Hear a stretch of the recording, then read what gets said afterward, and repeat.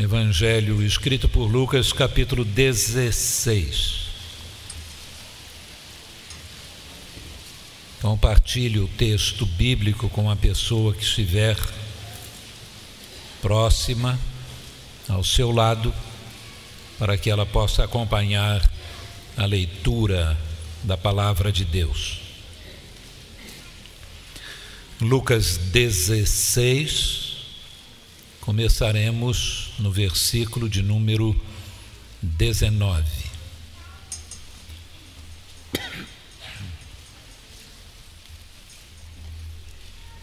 Havia um homem rico que se vestia de púrpura e de linho fino e vivia no luxo todos os dias.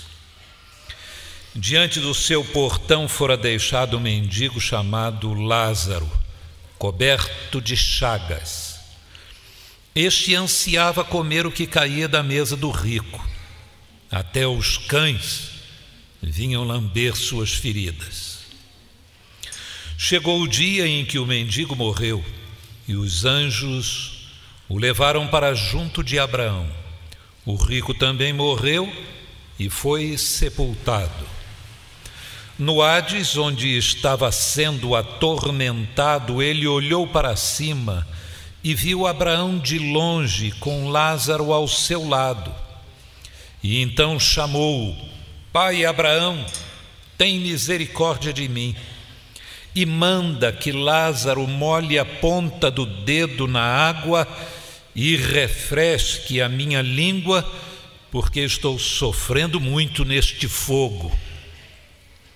Mas Abraão respondeu: Filho, lembre-se de que durante a sua vida você recebeu coisas boas, enquanto que Lázaro recebeu coisas más.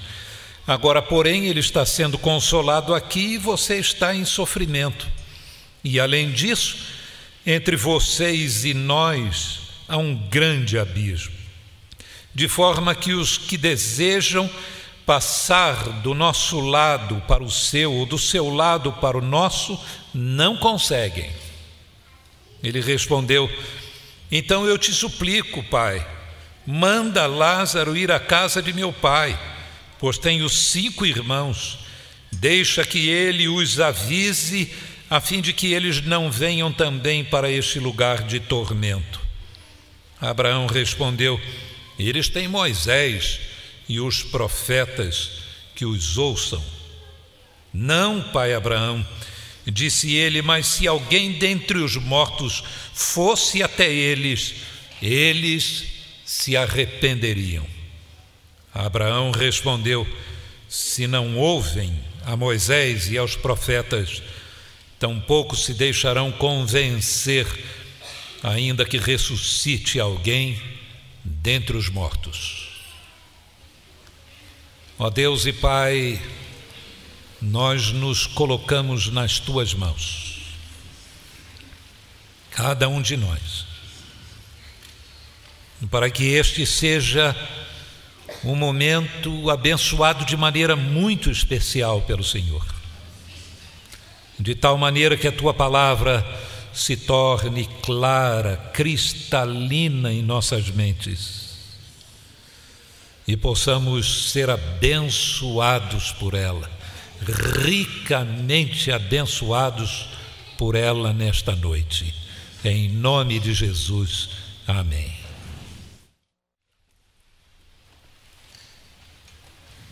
Há determinadas coisas que nós dizemos para nós mesmos, porque são coisas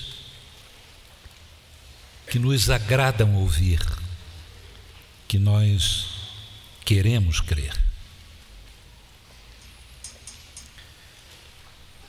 Muitas vezes algumas dessas coisas não são favoráveis às pessoas que nos cercam,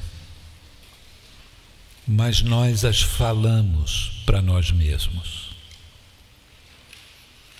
Por exemplo, acerca daquela jovem que está grávida do 3º filho, cada um com um pai diferente.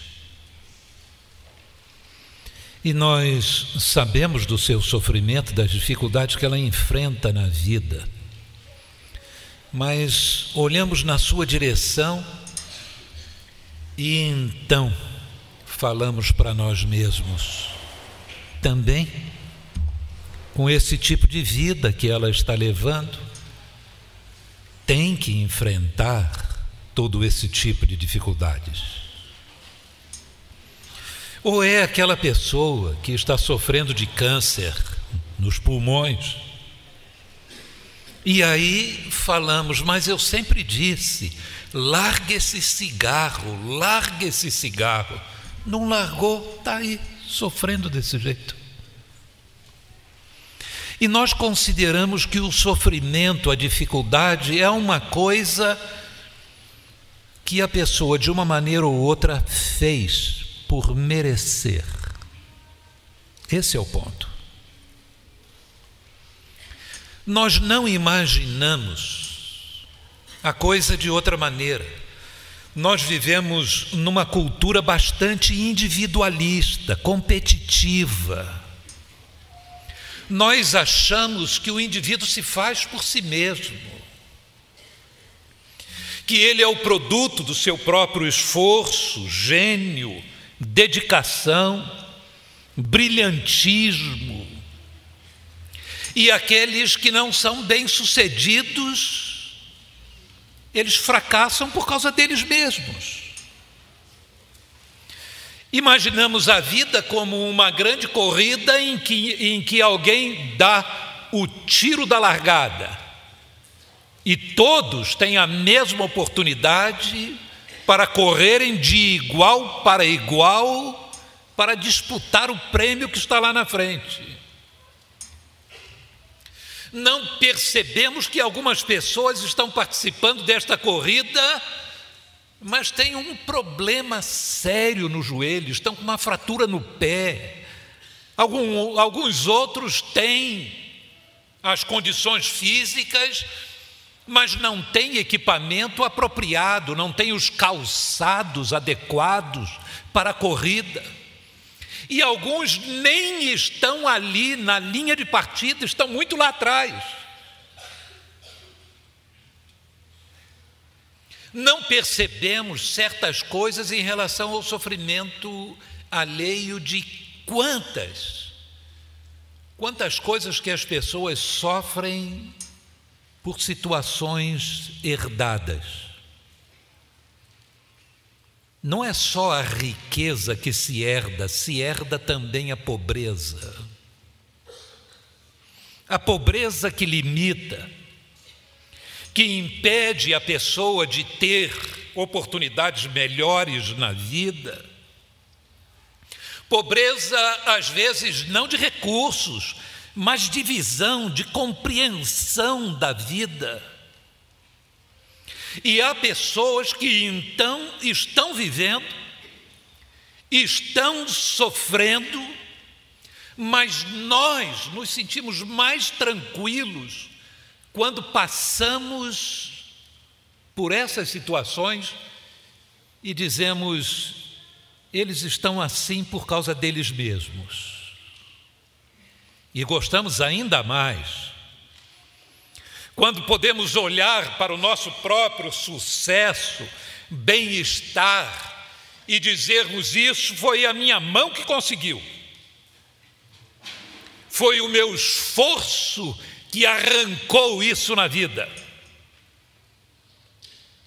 foram os meus merecimentos diante de Deus. Alguns assim mais religiosos que querem colocar Deus para dentro dessas questões da vida dizem isso. Era esse o pensamento dominante nos dias de Jesus. A Bíblia daquelas pessoas resumia o Velho Testamento e alguns textos eram certamente queridos e amados por pessoas que estavam numa situação boa na vida. Deuteronômio 29, 28, 29 é um desses textos que diz que Aquele que obedece a Deus não será cauda, será cabeça. Não vai pedir dinheiro emprestado, vai emprestar. Vai ter o seu celeiro cheio de bens.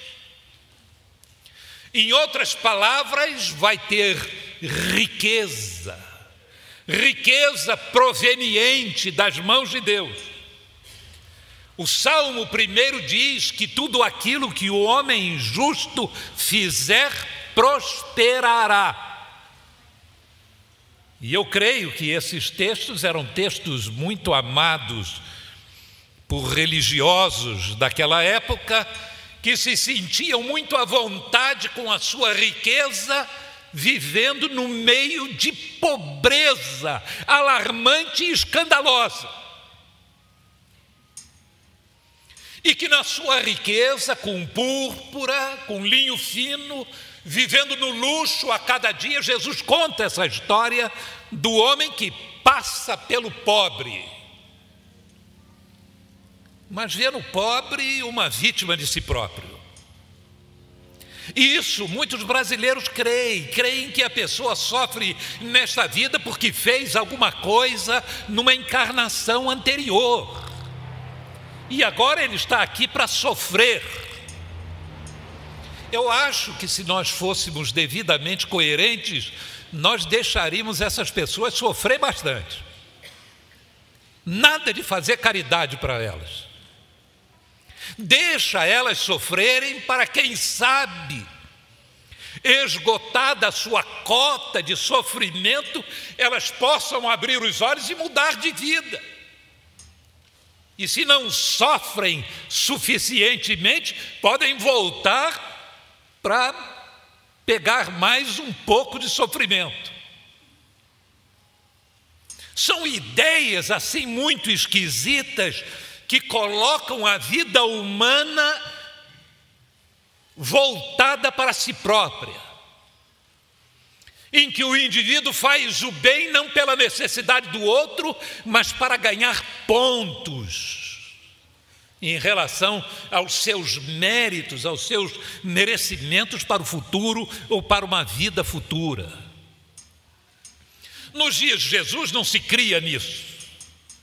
Mas as pessoas, mesmo religiosas, separavam determinados textos da palavra de Deus e esqueciam outros em que Deus diz que o pobre deveria ser olhado e cuidado. Cuide do pobre que está em seu meio. Cuide do estrangeiro, porque fostes estrangeiro também no Egito. E havia recomendações de que as colheitas não deveriam ser, os frutos na colheita não deveriam ser todos retirados, mas deveriam deixar alguma coisa para que o pobre, vindo depois, tivesse alguma coisa para pegar, para comer e para guardar. É por causa deste ambiente que Jesus conta essa história. Conta essa história quando ele costumava fazer há alguma coisa que ele quer ensinar, lá vinha Jesus com uma história. Porque a história nos coloca diante de situações, de pessoas, em que nós podemos ver criticamente o comportamento dessas pessoas, dizer que aquilo está errado, de uma maneira que nós teríamos dificuldades de olhar e ver esses erros em nós mesmos. Mas aquelas histórias eram espelhos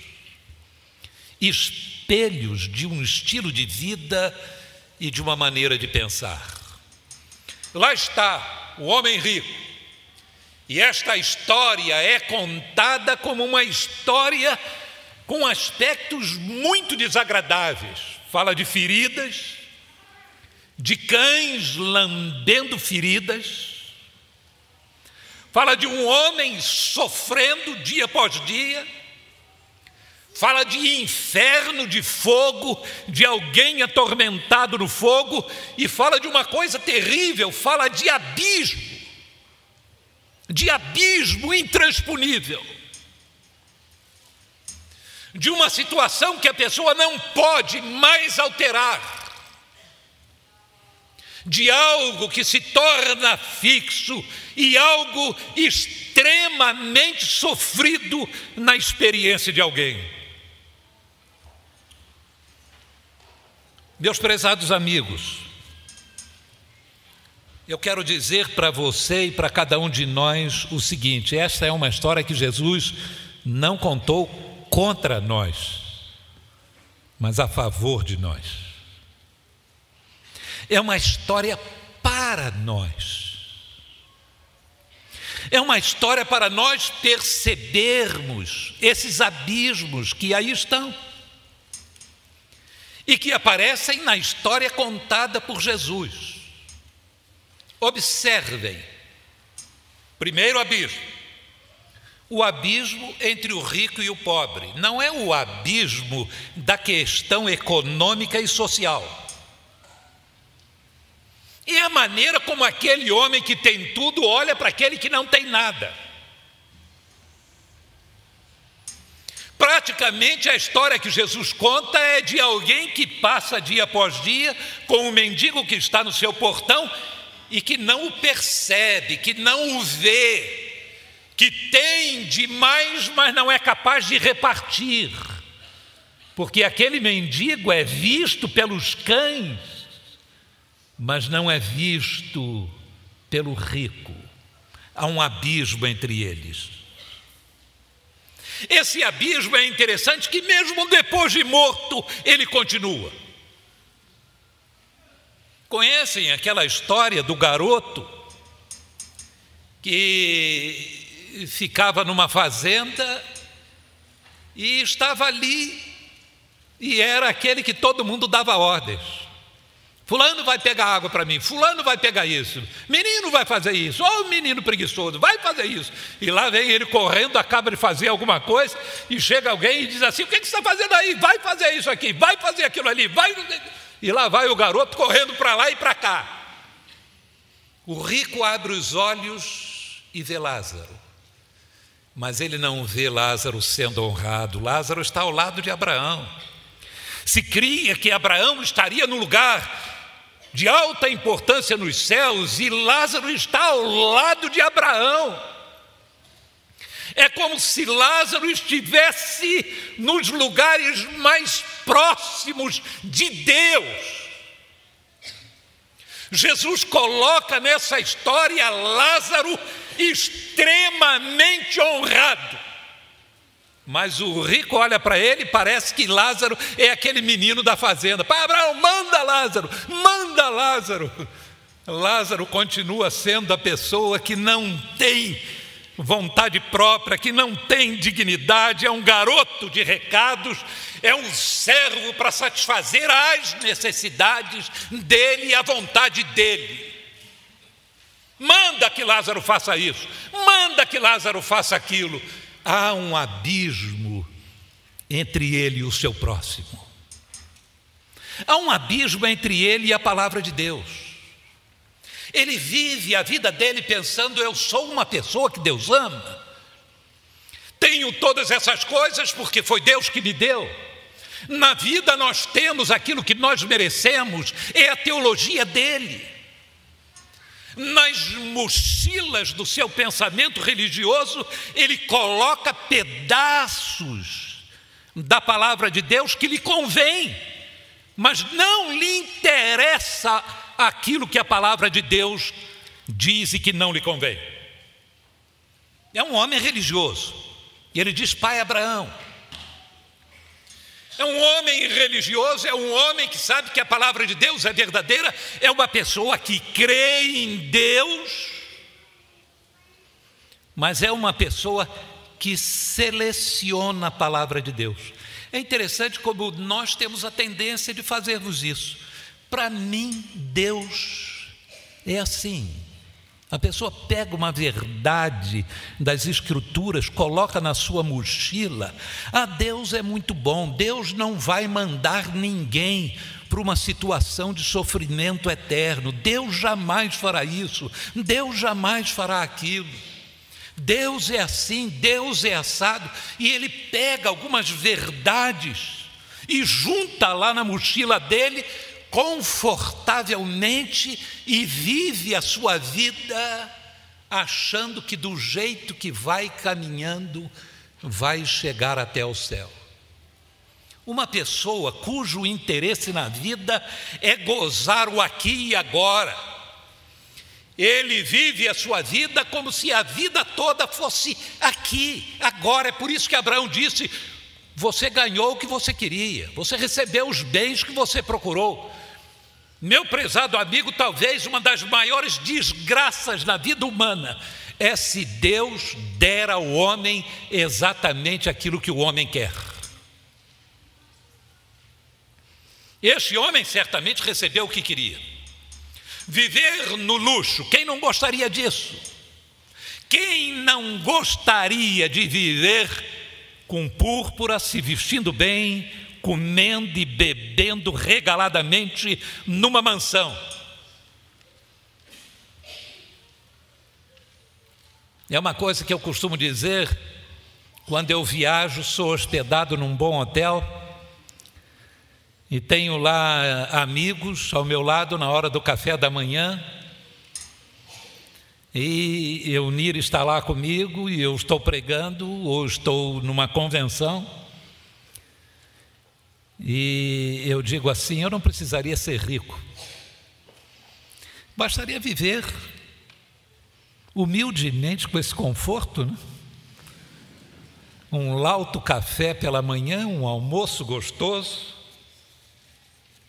Obrigado, Daniel. Eu bati ali, não vi? Meus irmãos, diácono é uma coisa maravilhosa.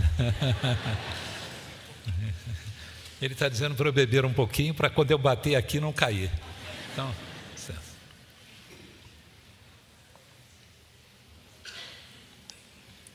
A pedido.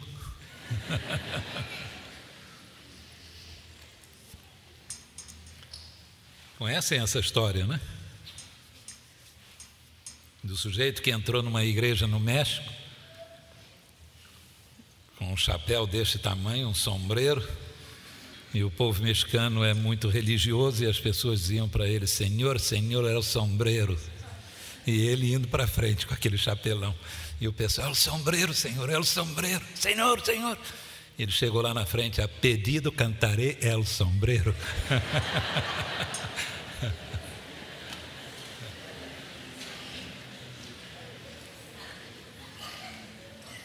E eu então digo: eu gostaria de viver desse padrão humilde de vida, com Eunir ao meu lado, um café da manhã, desse cercado de amigos. Não precisava ser rico. Quem é que não gosta de conforto? Quem é que não gosta das coisas boas? E aí nós achamos que temos todo o direito a isso. Nós achamos que a nossa vida está bem com Deus. A Bíblia diz que os caminhos de Deus são mais altos do que os nossos caminhos. Nós vivemos a ilusão de alguém que olha para o horizonte e vê o céu se confundindo com a terra. Confundimos Deus com os nossos padrões de conduta e achamos que pelo nosso caminho nós vamos um dia chegar lá no céu, vamos chegar a Deus, basta olhar para frente. Meu amigo, que abismo que existe entre os pensamentos humanos e os pensamentos de Deus. Isaías, ressoando a voz de Deus a um povo religioso, diz assim: os vossos pensamentos não são os meus pensamentos, e assim como os céus estão acima da terra, assim os meus pensamentos estão acima dos vossos pensamentos. Há um abismo muito grande entre aquilo que achamos que Deus está dizendo e querendo e aquilo que a Bíblia diz acerca de Deus. O outro abismo: aquele homem morre e o destino que ele enfrenta estabelece uma situação intransponível, um abismo onde ele está e o lugar onde ele gostaria de estar. Agora eu lhe pergunto, quem é que colocou esse abismo? E eu vou dizer para vocês, não foi Deus. Repito, não foi Deus. Esse é um abismo que nós mesmos colocamos. O abismo entre nós e Deus somos nós que criamos. A Bíblia ensina isso. A Bíblia mostra que Deus procura o homem, que Deus fala ao homem, mas que o homem não quer ouvir a Deus e não quer andar com Deus. Que Deus nos coloca no mundo para nós vivermos de uma maneira que vai ser a melhor para cada um de nós. Mas o que é que nós corremos atrás? Nós corremos atrás do luxo, de púrpura, de seda, de uma vida de riqueza e de privilégios, quando o que Deus nos quer dar é o seu reino e quer nos dar uma família, irmãos, irmãs, e quer ser o nosso Pai. Deus está sempre pronto. O abismo está entre o que pensamos acerca dele e de quem ele é, mas ele fala, tem mandado profetas, tem mandado seu filho, a sua palavra está ao alcance de cada pessoa. A Bíblia diz que Jesus Cristo morreu pelos nossos pecados, que os nossos pecados é que fazem um abismo entre nós e o nosso Deus, mas que Deus veio para remover esse abismo. E Jesus veio para ser esta ponte entre nós e Deus. É essa a história que ele está contando. Uma história difícil, triste, mas a nosso favor, porque essa história não terminou. Essa é uma história que continua, porque nós, eu e você, religiosos ou não religiosos, nós somos os irmãos daquele homem que está em sofrimento e que diz, pedindo a Abraão: manda que Lázaro vá lá e fale aos meus irmãos para que se arrependam. Em outras palavras, para que mudem a sua maneira de pensar, para que mudem o seu caminhar, para que alguma coisa se altere na vida deles. E Abraão diz: eles têm a palavra de Deus, Moisés e os profetas, ouçam esta palavra, porque se esta palavra não convencer, ainda que alguém se levante dentre os mortos, como Jesus mesmo se levantou, o mundo não será convencido. Quem sou eu nessa história? Quem é você nessa história? O que eu posso dizer é que Jesus está querendo dizer a cada um de nós: não viva a sua vida olhando para as coisas sem ver Deus, sem ver as pessoas. Você não terá condições de ver as pessoas enquanto você não ver algo maior do que você mesmo, que é Deus. Enquanto você não levantar os seus olhos e disser: eu preciso da palavra de Deus, eu preciso da orientação de Deus, eu preciso viver uma vida sem abismo entre eu e Deus. Faça um teste. Há um abismo entre você e Deus? Eu não estou perguntando se você crê em Deus. Aquele homem cria. A pergunta é essa: há um abismo entre você e Deus? Qual foi a última vez que você falou com Deus? Qual foi a última vez que você, vendo, lendo alguma coisa, você diz: isto é a palavra de Deus para mim? Qual foi a última vez que no coração você descobriu com alegria: Deus está vivo e agindo neste mundo. Você tem a experiência de ter os seus pecados perdoados. Você tem a experiência de ser amado por Deus e se alegra nisso. Ou há um abismo que você não quer conversar sobre ele, porque você prefere falar as coisas que você gosta de ouvir.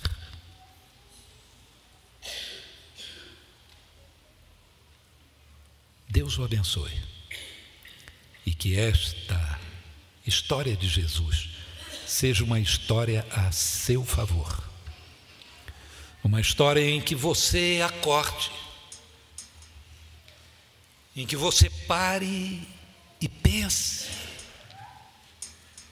em que você avalie com sinceridade, não o que você pensa acerca de Deus, mas se há um abismo entre você e Ele, porque se há agora, Ele continuará depois, porque hoje é o momento de atravessar esse abismo. Hoje é o momento, através de Jesus Cristo, de você chegar até Deus. Ele disse: eu sou o caminho, a verdade e a vida. Ninguém, observe bem, ninguém vem ao Pai senão por mim. Oremos.